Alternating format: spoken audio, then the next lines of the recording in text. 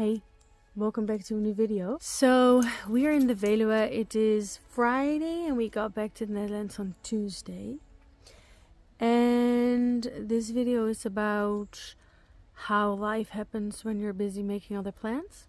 Because I thought, oh, I'll stay here for a while and then I'll go, I'll have some time to ease into life and I can edit all the videos, get everything ready and get everything sorted.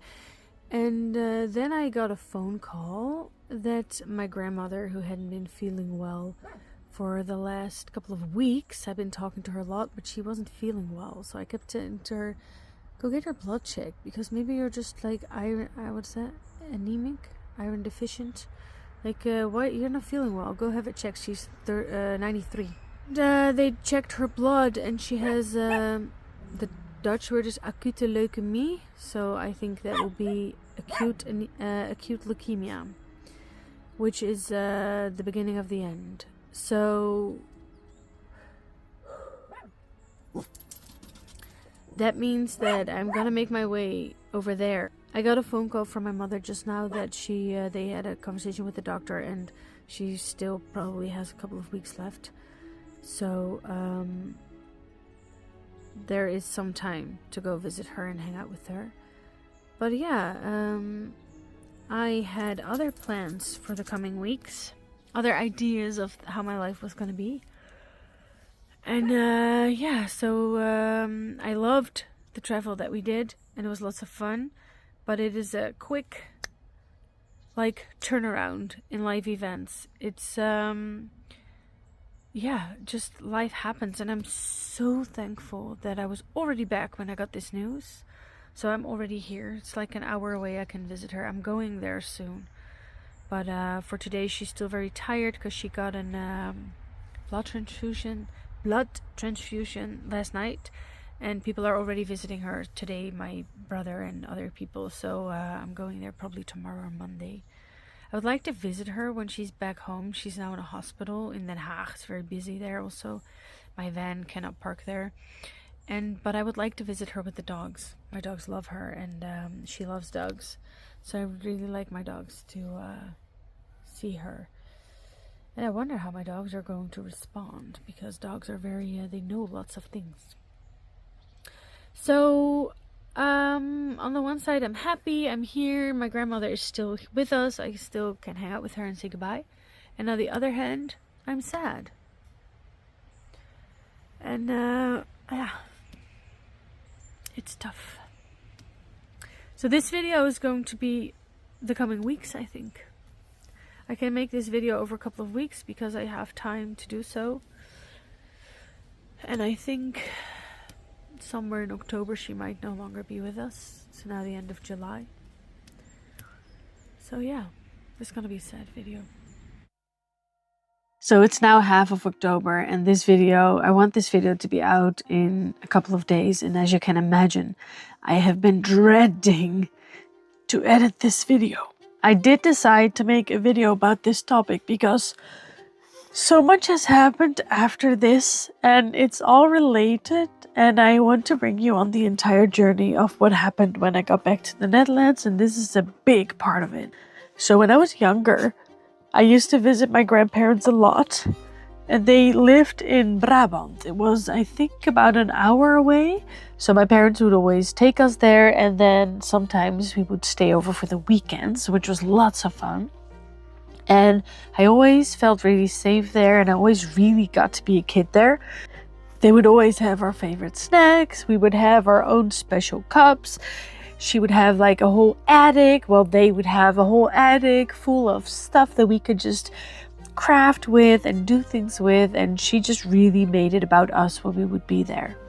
I keep saying she because this video is about my grandmother. But of course, back then my grandfather was also still alive, and he also really made us feel at home there. Another thing my grandparents would always do with us is they would take us out into nature. And I love that that's still a big part of me, and that's still where I can find my regulation and where I can just be and relax. And I really think that I got a lot of that from them. they would always take us to the ocean or to the sea, and then we would find little snails, and they would eat these, and we would find crabs. I think they would actually eat these too, I'm not sure. And like oysters and stuff, and my grandparents would just eat this. They really liked seafood. And we would also go to the woods, and we would collect like hazelnuts and walnuts and stuff that's just in nature. And that's still in my system, and I really love that that's still such a big part of me. Another thing that my grandfather in particular really loved to do is bird watching, and that's also something that I still do. I'm struggling so much because I want to talk so much about them, but it's also kind of painful to do so. Now, the footage that you're watching is of us in that part in the summer, just hanging out everywhere, being around my grandmother as much as possible. These are just little snippets that I collected everywhere that I thought would be fun to show you guys. Now, another thing that I think I learned from my grandmother is the sewing. My mother might also have help with that, but I would always sew and arts and craftsy with my grandmother, and one of the things she taught me was sewing. So when I was hanging out with her in the end, I'm very happy to say that she gave me her sewing machine.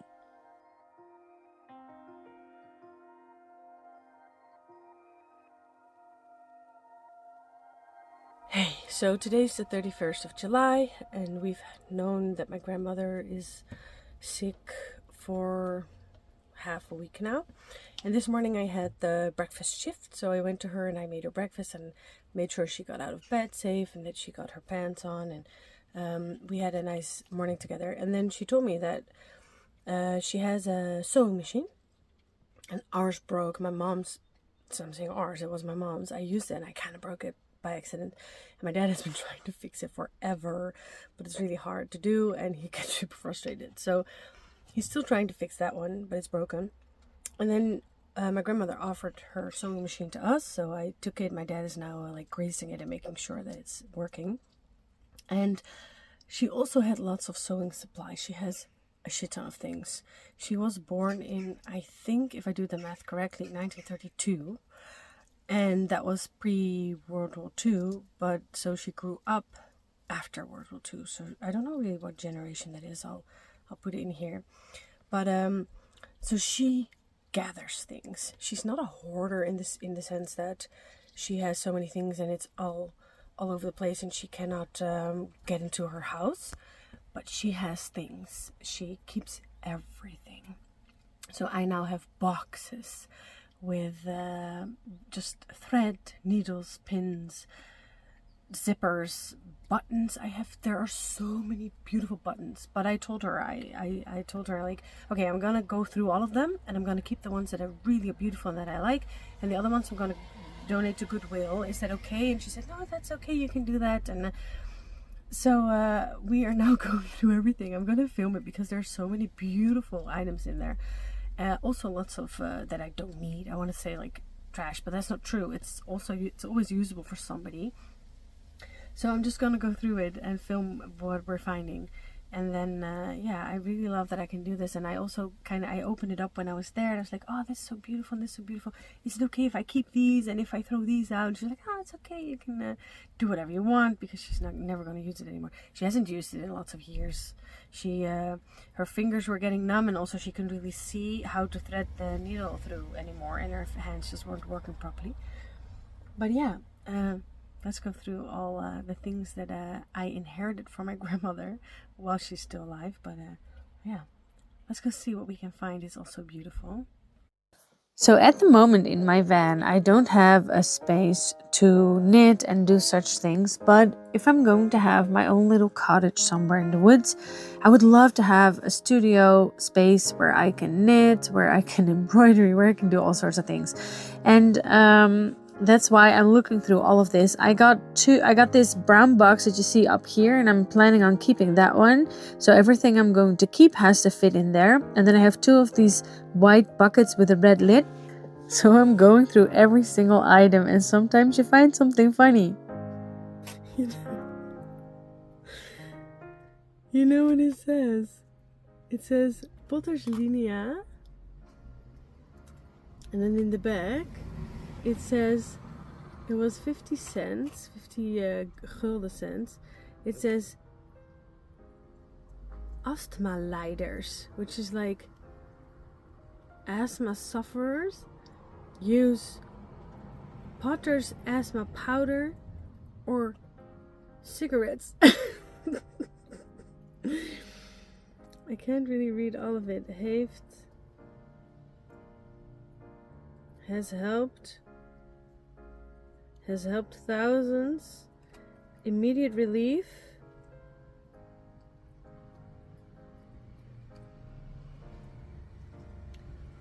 $50 cigarettes per box.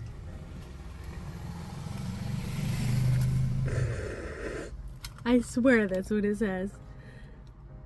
So people suffering from asthma use Potter's asthma powder or Potter cigarettes. Has helped thousands. Immediate relief.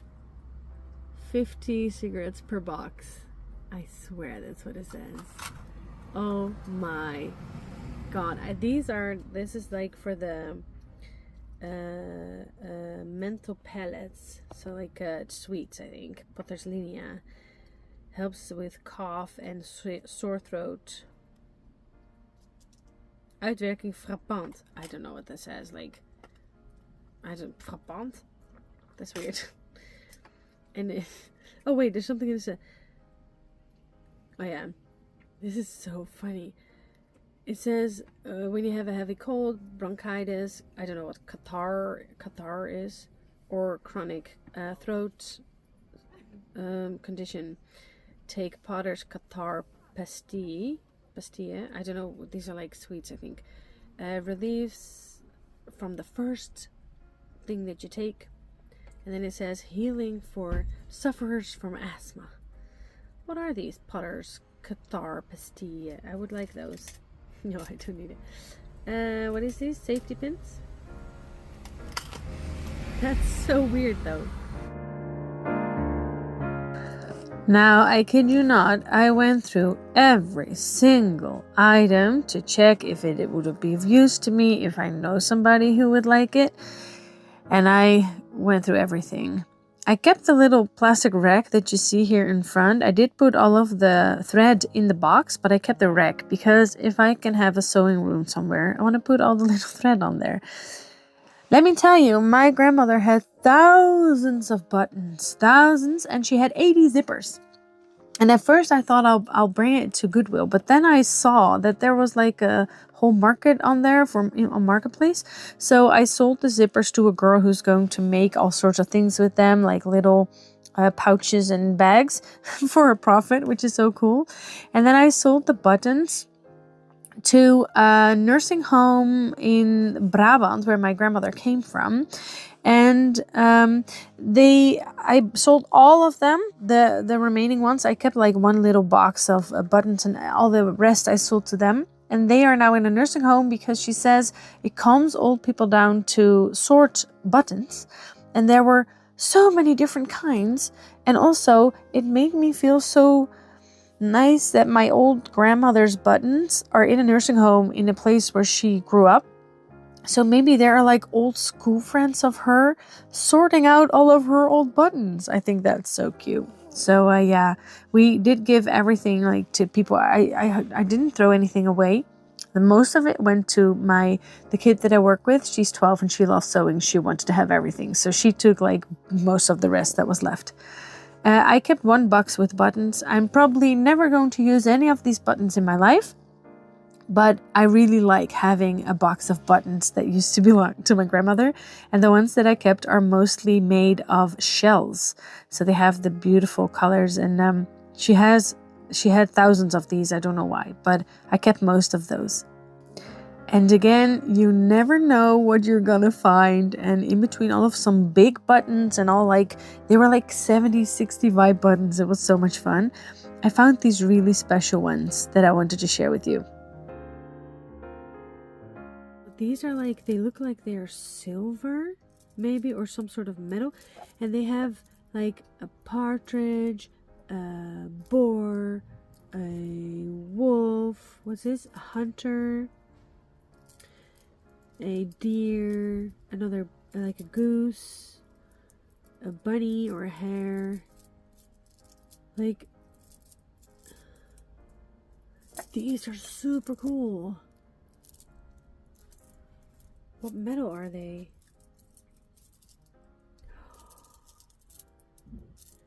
These are cool. These are very special.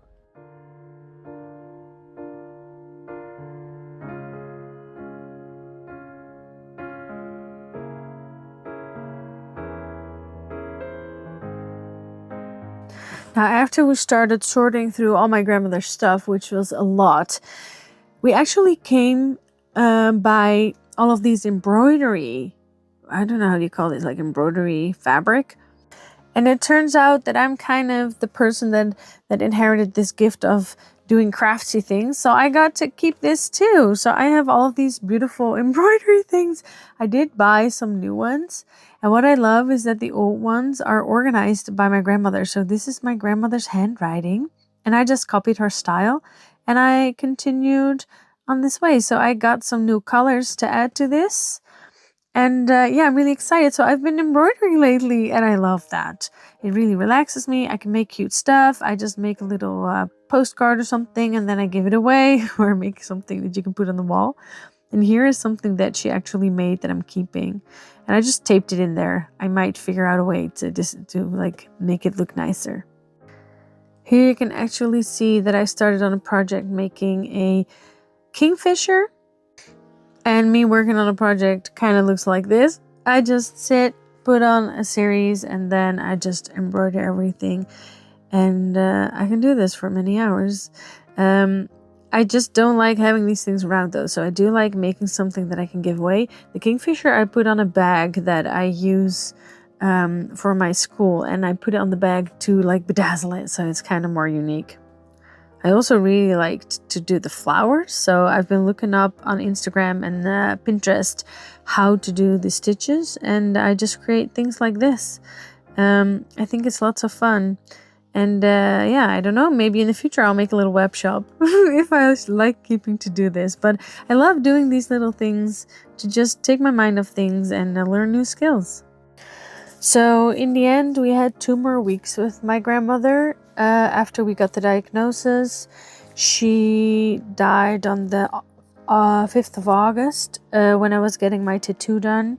I did talk to her most of the time, and she was only sort of non-responsive for 2.5 days at the end. So at the end, it was kind of fast, and I'm happy that it went fast.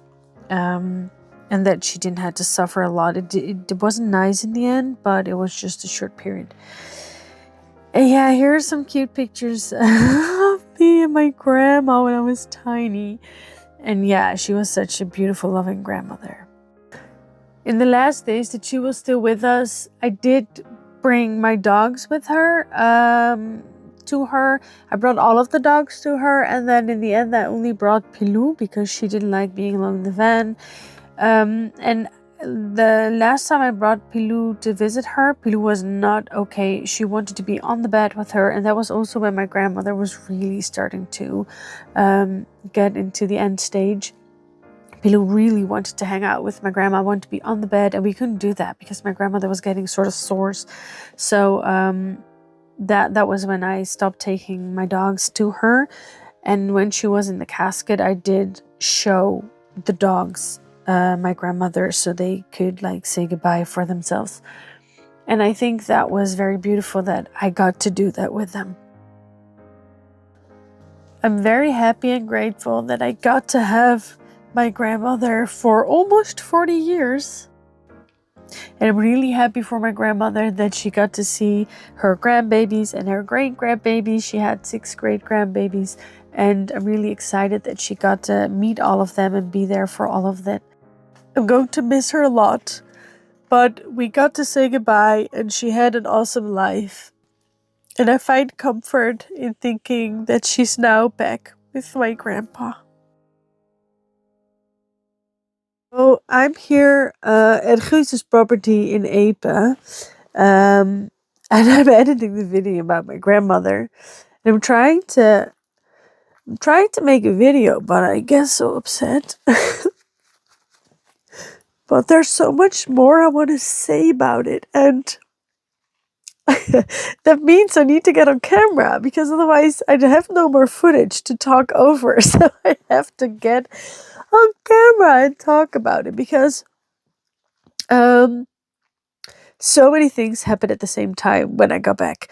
I got back from Sweden, and a lot of things started happening. One of the things was I was having... Ooh, I don't know if you've noticed, but I'm no longer wearing my glasses because I'm doing exercises with a neurooptometrist, on which I'll be making a new video soon. So that was happening. At the same time, I was getting my tattoo done.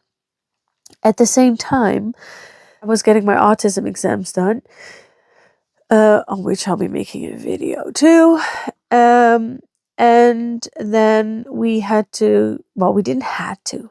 I wanted to take care of my grandmother, be there for her, with her, and help her out. And in the time that I spent with her, the last couple of weeks, or not weeks, the last couple of days, I was asking her, like, is there something that you own that you want to go to a specific person? So they had this really expensive binoculars, I think that's what he called. I think it's one, like a telescope type thing.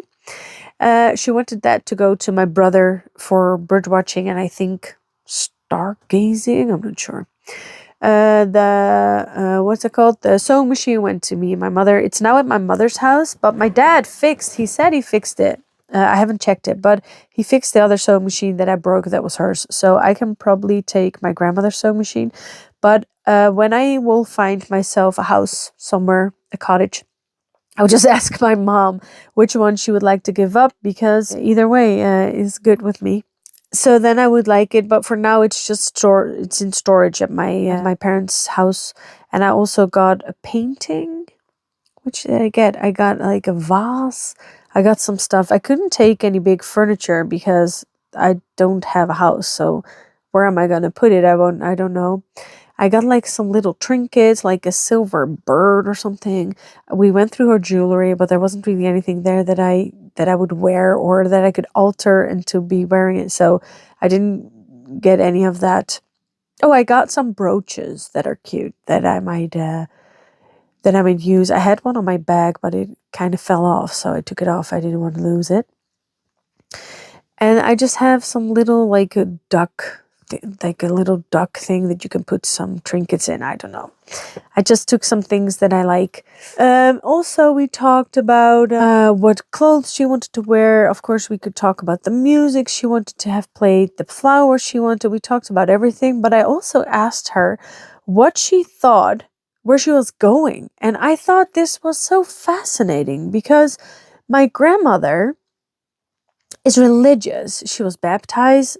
I don't know, maybe she was just Christian. There's like sorts, like, yeah, you have like different kinds of Christian. I don't know. She just went to church on Christmas, and she had this rose, what's it called? Like rose bead thing with the cross. And my mother has that one, because I said I would like to have it, but my mother wanted it, so I'll inherit it from my mother, hopefully in decades. But she's keeping it for now. And she always prayed, I think, in the evenings. I don't know. She always had it on her bedside. And she would tell me sometimes that she would take me in her prayers or something. So I was under the impression that she prayed and that she was religious, so that she thought she was going to heaven. Turns out she didn't really think that was going to happen, which I thought was fascinating. She said, yeah, I don't think I'll be seeing Grandpa again. And I was like, why not? And she said, yeah, so I asked her, like, do you think you weren't a good person in life? And I don't think that was the case. I don't think she thought Grandpa wasn't a good person in life. I just think she didn't really think anything was going to happen. So yeah, I always thought I was an atheist, but I'm not. I think it's more Buddhism what I believe. I believe that you're still out there, just a spirit, and that you're either reincarnated if you want to, that you still have like life lessons to learn, or I don't know if you can actually come back as a tree or a bird. I don't know if that's the thing. I don't know how I think about that, but I don't think that if you die, the lights go out and you're gone. That's not really what I don't think that like your vessel, your body shuts down, but I don't really think you're going to be gone.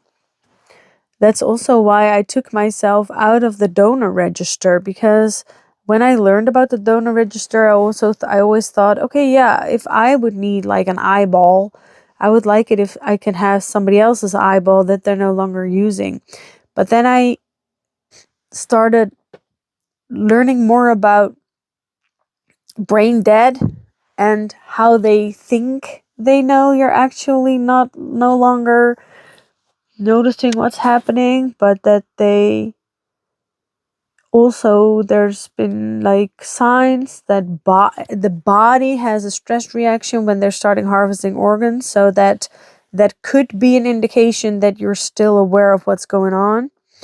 I've also saw people respond to videos saying, yeah, I heard people talk about me being brain dead, and then luckily they did not pull the plug, so I woke up a week later, so I turned that off. I want to say a couple of things, but I have to say it like in chronological order. When I was in Sweden, I was in contact with my grandmother, 4 times a week, so I think. I called her a lot.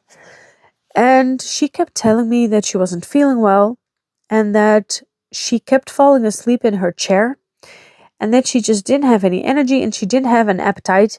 And what I did not know was she had night sweats. My mother knew that. I was not aware of that. So I kept telling my grandmother, go to the doctor, call the doctor, go to the doctor. Or let the doctor come to you, because she could do that. And she kept saying, yeah, I'll call him tomorrow, or I'll call him tomorrow. And then after a couple of weeks, the doctor came and he measured, and nothing was wrong with her heart or anything. So he scheduled a blood test. And it took 2 weeks for them to do the blood test. I don't know why. I think because there was no indication of anything being wrong with her other than her being tired. And we just thought, well, I didn't really think this, but a lot of the people that I was talking to thought, like, she's 93. So if this is the beginning of the end, then that could look like this. And then on my mother's birthday, they did the blood test, and then they called her up, and immediately the ambulance came and picked her up and took her to the hospital, where they gave her options, and she had a blood transfusion because she was severely anemic because of the leukemia. So she was almost gone, and they gave her a blood transfusion, which would make her feel better.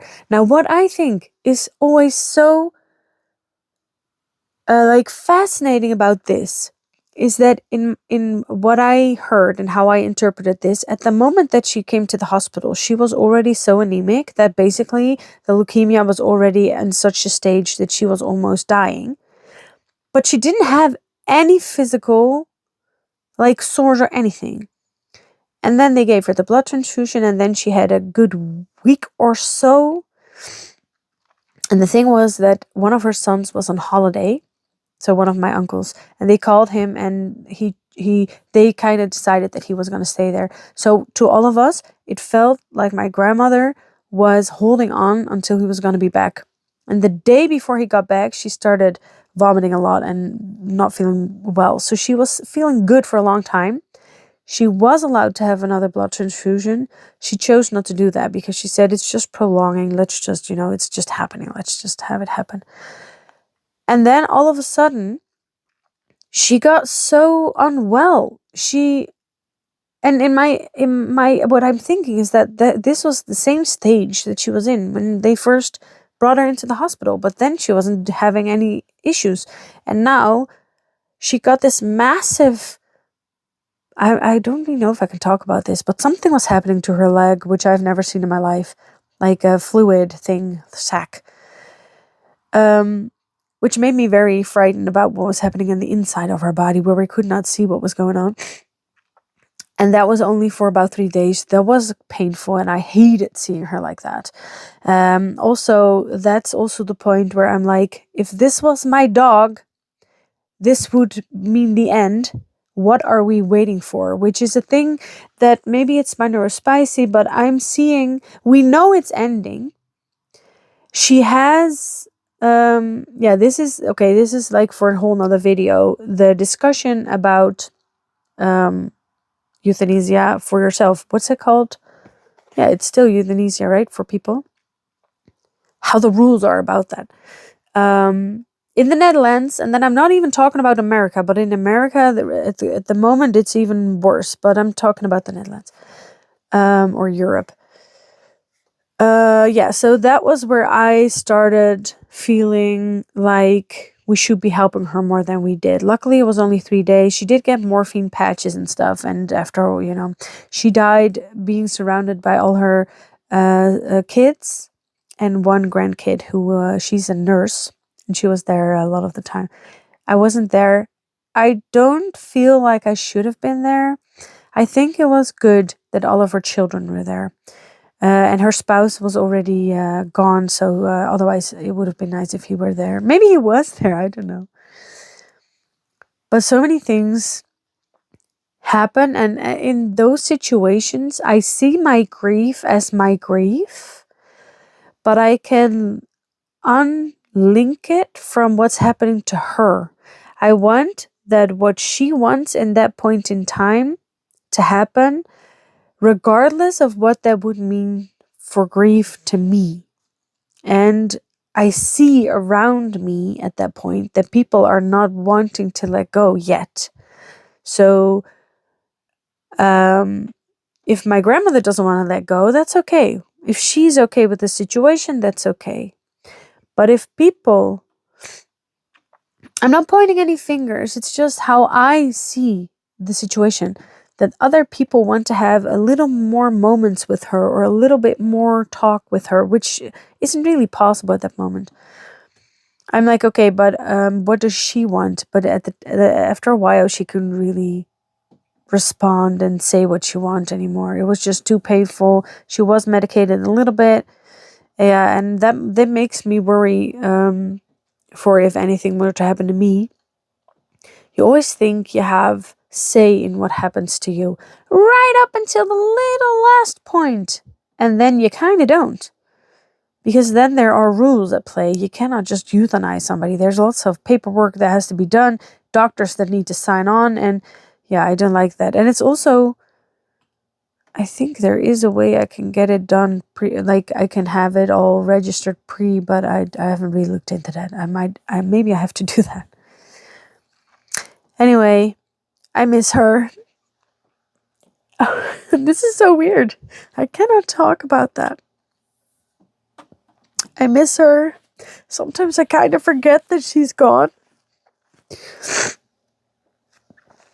Sometimes I forget that she's no longer here, so I see something and I want to call her. And then I'm like, oh yeah, she's no longer here. Her house is now gone. She had a rental house. It was full of stuff. And we made sure that it all went to loving places like either Goodwill. Some of it was thrown away, but that was mostly because that was trash. Things that we just couldn't get anywhere, that we like some sort of old cabinets, we had to like destroy those and throw them out. But most of it has been either sold, went to family, went to like secondary friends. Everything has gotten a purpose, so that's really nice. We didn't just throw it all out. We just, and my mother has a lot of it, and some other people took some stuff that they have in their house. I have some things of her here. So that's really nice. A lot of things are going on at the same time, which made a lot of other things happen. So future videos will be about that, because a lot of changes have happened in my life and I want to talk about it. So this is getting way too long. I have to cut in this. I want to thank you for watching today's video. I want to say I hope you enjoyed it. I'm not sure. I hope this video brought you something. I hope this video is of some use to you, that it was enjoyable for you to watch. I think grief is a part of life, and that it's important that we do share and talk about it. If you have anything to share, if you want to talk about some grief in your life, tell me about it in the comments. And how do you say that? Shared grief is, I don't know. There's like a saying about that. I don't know. Thank you for watching. My next video will be about my autism assessment. And what was the outcome of that. I know there's some people that watch my videos that already know, that knew way more than I did about the subject. So, yeah, maybe you can guess what do you think that happened in that assessment. But I will make a new video about that. And I will see you in the next one. Oh, yeah. Don't forget to say yes to new VANventures. I don't know if it applies here, but thank you for watching.